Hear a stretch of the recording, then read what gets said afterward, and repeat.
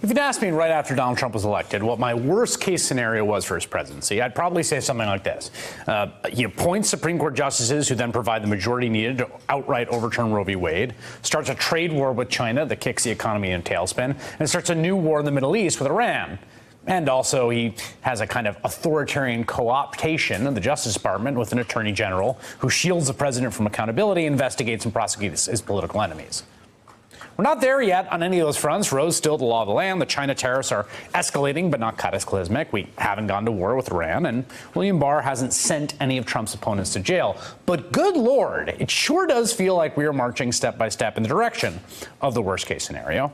To talk more about this and other horrible things that come to pass, I'm joined by Aisha Moody Mills, fellow at the Harvard Kennedy School Institute of Politics, and Republican strategist Rick Wilson, contributor to the Daily Beast, author of Everything Trump Touches Dies. It feels like an extremely fraught and perilous moment to me, and partly I think because of the specter of Iran, where the sort of full scale and scope of both the president's power and what could go wrong if he wields it in the wrong way suddenly seems on the table. And there doesn't seem to be sufficient guardrails on him at this point. No. And by insufficient guardrails, we mean that the Democrats don't exactly know what to do and seem to just be in this posture of talking points, but anxiety. And as a result, they're doing a lot of nothing. That's what makes me most nervous. I think that, everything you said in your opening is true, that, we kind of said these are the worst case scenarios. But then we also know Donald Trump is being who we expected him to be.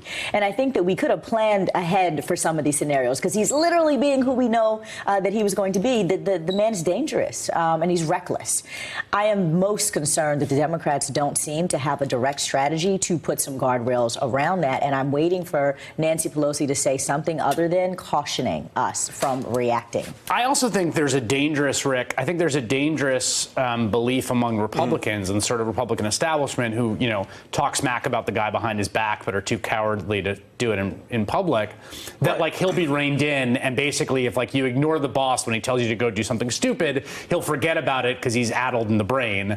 And I think that just it discounts how dangerous it all is. Right, and I think that there's an awful lot of Washington's culture where they nod and they wink behind. They go out and they say, "Oh my gosh, Donald Trump created the universe. He's the best thing since prepared mustard. We love him." And behind the closed doors, they're like, "Let's get this tax cut. Let's get this regulation. Let's get these judges, and we'll just deal with his kookiness later."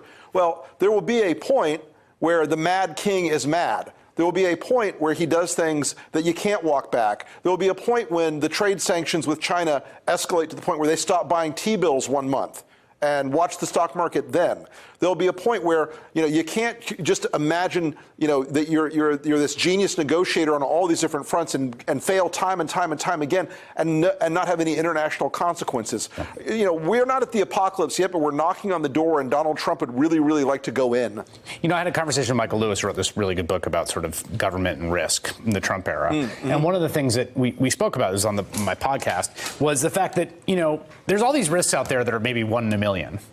And if you have a really terrible system of government or president, those can be 1 in 1,000, which is an enormous increase in the risk. But in your day-to-day life, you don't get it, right? And I feel like the risk, Aisha, is turning up in front of all of us, even if it's not being delivered into Americans' homes every night.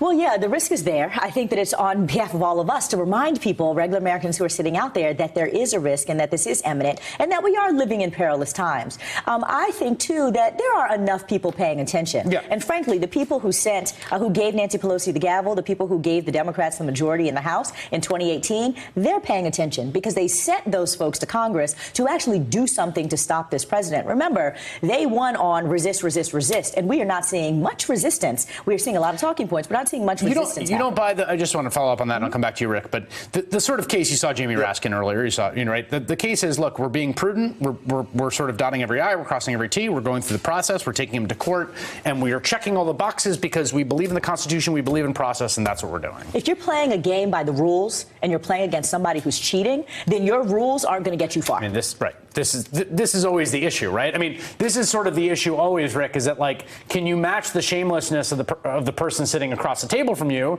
and the guy has gotten by for 40 years, losing $1 billion and being sued into oblivion and going bankrupt 4 times and then becoming president of the United States by basically out-shamelessing whoever was across from him.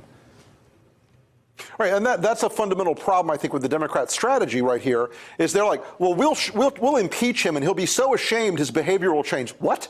He'll wear it like a badge of honor. He loves this idea because nothing will happen in the Senate.